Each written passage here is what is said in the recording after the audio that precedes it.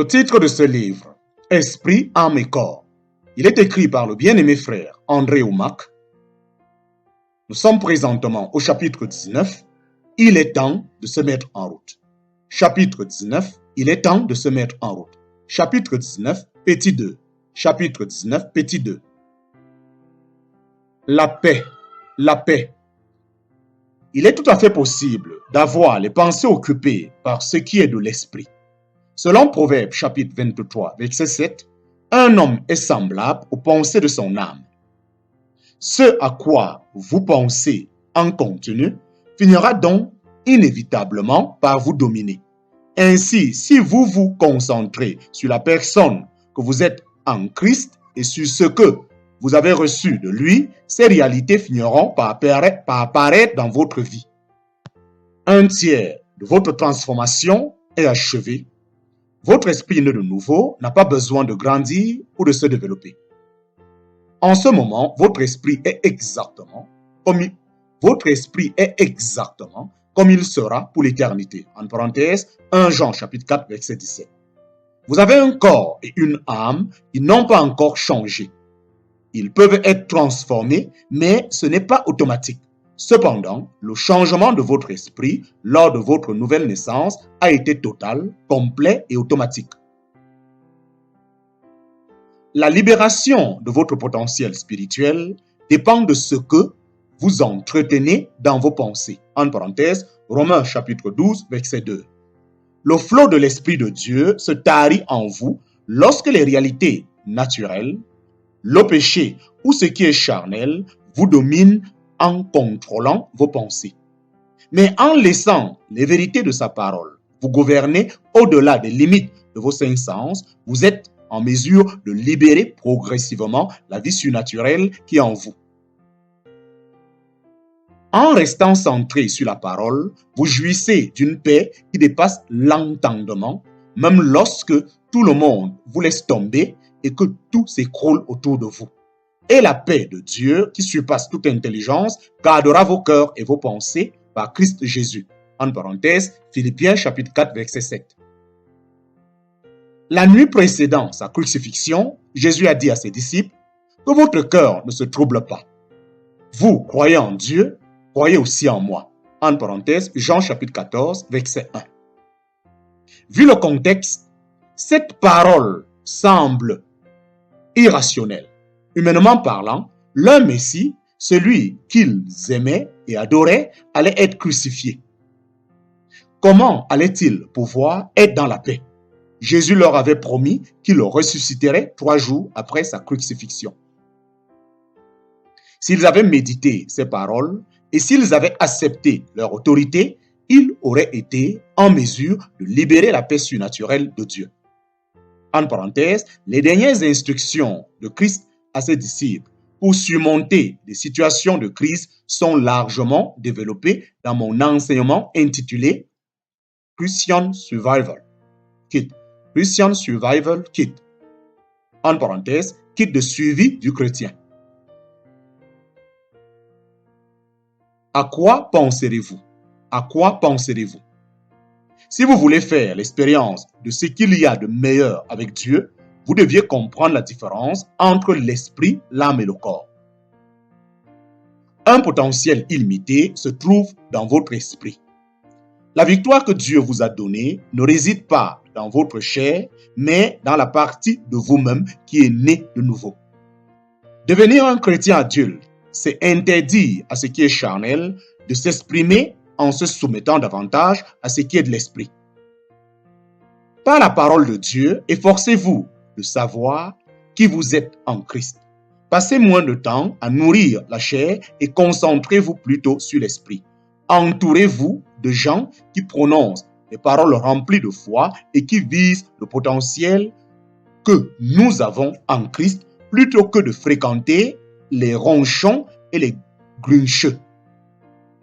En vous voyant dans le miroir spirituel de la parole de Dieu, vous développez une toute nouvelle mentalité. Rien ne peut vous séparer de l'amour de Dieu parce que votre esprit né de nouveau a été sanctifié et rendu parfait pour l'éternité. Dieu est esprit et il nous voit en esprit. En parenthèse, Jean chapitre 4, verset 24. Il entre en relation avec vous d'esprit à esprit, en parenthèse, né de nouveau. Dieu ne vous donne pas ce que vous méritez. Il ne vous traite pas selon vos pensées ou vos actions charnelles. Au contraire, il vous voit dans le domaine spirituel. C'est pourquoi il vous reçoit n'importe quand et sans condition. Vous êtes son enfant chéri. Vous êtes constamment bombardé d'informations qui vous attirent dans deux directions à la fois. La chair ou l'esprit. Galates chapitre 5, verset 17. Le Saint-Esprit s'efforce toujours de vous attirer vers Dieu en vous rappelant votre nouvelle identité en Christ. Satan, lui, vous pousse à accepter l'échec grâce aux images et aux voix des journaux télévisés, des films, des livres, des magazines et même des églises aux croyances erronées. Vous vivez et expérimenterez ce qui constitue le principal sujet de vos méditations. En parenthèse, Proverbe chapitre 23, verset 7.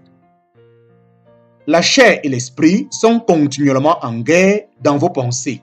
D'un côté, Dieu proclame « Tu peux tout par Christ ». De l'autre, le monde soutient « Non, ce n'est pas vrai. Tu n'es qu'un bon à rien ». Et ainsi de suite, une lutte journalière fait rage. Ne croyez pas que vous avez saisi cette vérité capitale parce que vous l'avez entendue une fois. En outre, elle devrait vous motiver à poursuivre jusqu'à la fin de vos jours le renouvellement de votre intelligence de manière combative. Saturez vos pensées. Saturez vos pensées. Saturez vos pensées de vérité que Dieu vous a communiquées au travers de ce livre. Il pourrait être nécessaire de le reprendre et de le relire dans une semaine ou 2 mois. Peut-être devrez-vous envisager de commander la série audio afin d'entendre cet enseignement plusieurs fois encore. Quoi que vous fassiez, méditez ces vérités jusqu'à ce qu'elles prennent vie en vous. Ensuite, entretenez-les en y revenant régulièrement. Bien que Dieu m'ait révélé ces vérités il y a 35 ans, je poursuis le processus de renouvellement de mes pensées. Avec le temps, Dieu a ajouté à la révélation de cet enseignement. Avec le temps, Dieu a ajouté à la révélation de cet enseignement.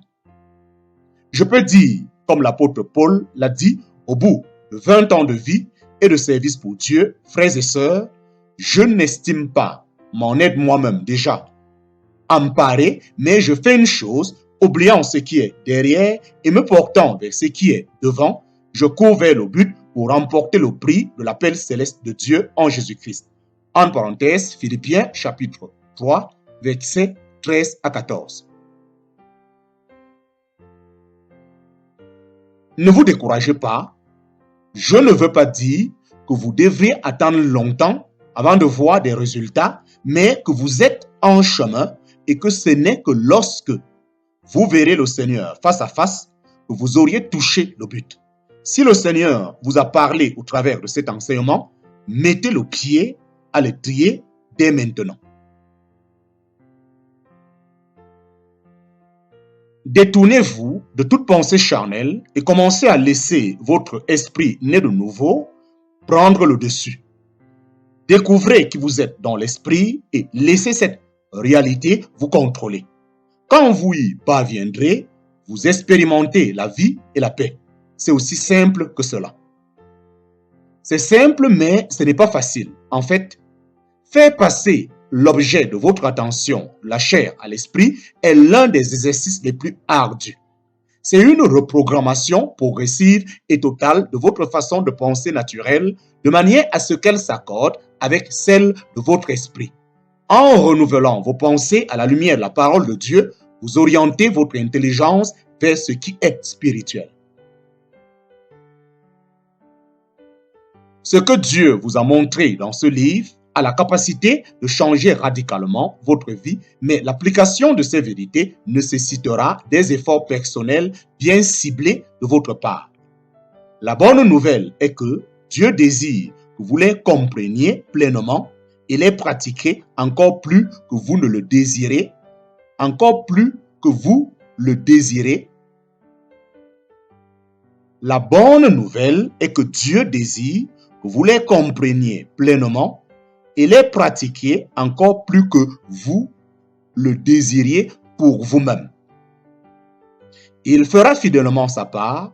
Il fera fidèlement sa part si vous avancez dans la bonne direction, même en admettant qu'y aller requiert un miracle et son aide.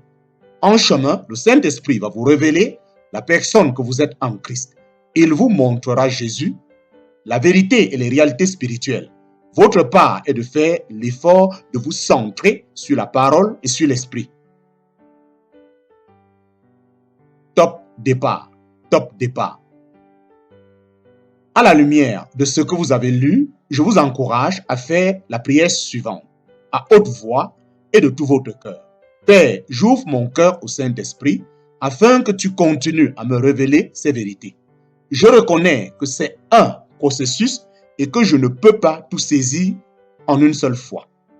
Je te demande de me donner une plus grande révélation sur l'esprit, l'âme et le corps tout au long de ma vie. S'il te plaît, encourage-moi avec des résultats rapides tandis que je mets en pratique ce que tu me montres. Je veux acquérir de nouvelles habitudes, apprendre à marcher dans l'esprit afin que ma vie soit remplie et fructueuse en toi. Merci de me rappeler ces vérités lorsque j'en aurai besoin. Merci de m'aider à les partager avec d'autres afin qu'eux aussi puissent être libérés de la domination de la chair. Merci de m'avoir rendu libre et de m'utiliser afin d'apporter la liberté à beaucoup d'autres. Je t'aime, Père. Amen. Bienvenue dans votre nouvelle vie. Recevez Jésus, votre Sauveur. Choisir de recevoir Jésus-Christ comme votre Seigneur et Sauveur est la décision la plus importante que vous puissiez prendre. La parole de Dieu promet, si de ta bouche tu confesses que Jésus est Seigneur et si dans ton cœur tu crois que Dieu l'a ressuscité des morts, tu seras sauvé. En effet, croire dans son cœur conduit à la justice et confesser de sa bouche conduit au salut. Quiconque invoquera le nom du Seigneur sera sauvé. En parenthèse, Romains chapitre 10, versets 9 à 10 et 13. Par sa grâce, Dieu a déjà tout fait pour vous. Par sa grâce, Dieu a déjà tout fait pour vous offrir le salut. Votre part est de croire et de recevoir. Priez à haute voix. Jésus, je confesse que tu es mon Seigneur et mon Sauveur. Je crois de tout mon cœur que Dieu t'a ressuscité des morts. Par la foi en ta parole, je reçois le salut maintenant. Merci pour le salut. À l'instant où vous remettez votre vie à Jésus-Christ, la vérité de sa parole devient réalité instantanément dans votre esprit. Vous êtes né de nouveau. Vous êtes une personne toute nouvelle. Recevez le baptême du Saint-Esprit. Votre Père Céleste vous aime. Il veut vous donner la puissance surnaturelle dont vous avez besoin pour vivre cette vie nouvelle. En effet, quiconque demande reçoit, qui cherche trouve, et à qui frappe on ouvrira. Quel père parmi vous, si son fils lui demande un poisson, lui donnera-t-il un serpent au lieu de poisson? Ou encore, s'il demande un œuf, lui donnera-t-il un scorpion? Si donc vous, qui êtes mauvais, savez donner de bonnes choses à vos enfants, combien plus le Père Céleste donnera-t-il l'Esprit Saint à ceux qui le lui demandent? En parenthèse, Luc chapitre 11, versets 10 à 13. Pour le recevoir, il vous suffit de lui demander et de croire qu'il vous le donne. Priez, Père, je reconnais que j'ai besoin de ta puissance pour vivre cette vie nouvelle. S'il te plaît, remplis-moi de ton Saint-Esprit. Par la foi, je le reçois maintenant. Merci de me baptiser, Saint-Esprit. Tu es le bienvenu dans ma vie. Félicitations. Maintenant, vous êtes remplis de la puissance surnaturelle de Dieu. Quelques syllabes d'une langue que vous ne connaissez pas vont jaillir de votre cœur jusque dans votre bouche. En parenthèse, 1 Corinthiens chapitre 14, verset 14. Exprimez-le à haute voix par la foi. C'est ainsi que vous libérerez la puissance de Dieu et que vous vous édifierez dans l'esprit.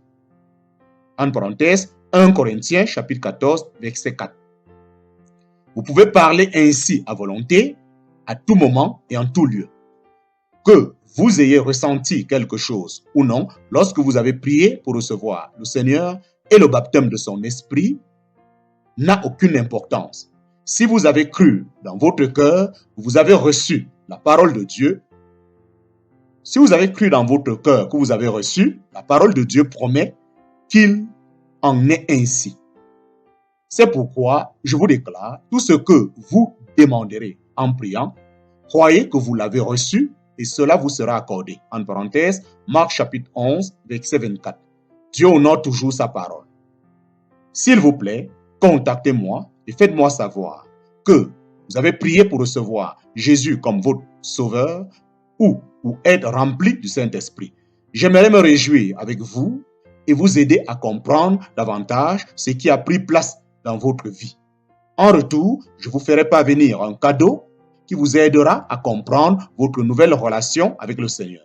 Bienvenue dans votre nouvelle vie. Fin du chapitre 19. Fin du chapitre 19. Ce livre a été traduit en audio par votre bien-aimé frère Nyezaku Temomo Honoré. Je ne peux m'empêcher de reconnaître qu'il y a eu certainement certains manquements, mais puisse la grâce de Dieu et l'onction du Saint-Esprit reposer sur chaque mot que vous allez écouter, afin que vous rencontriez le plein cœur que le Saint-Esprit a voulu vous transmettre au travers de ce passage. Toute la gloire lui revienne, c'est au nom de Jésus-Christ. Amen.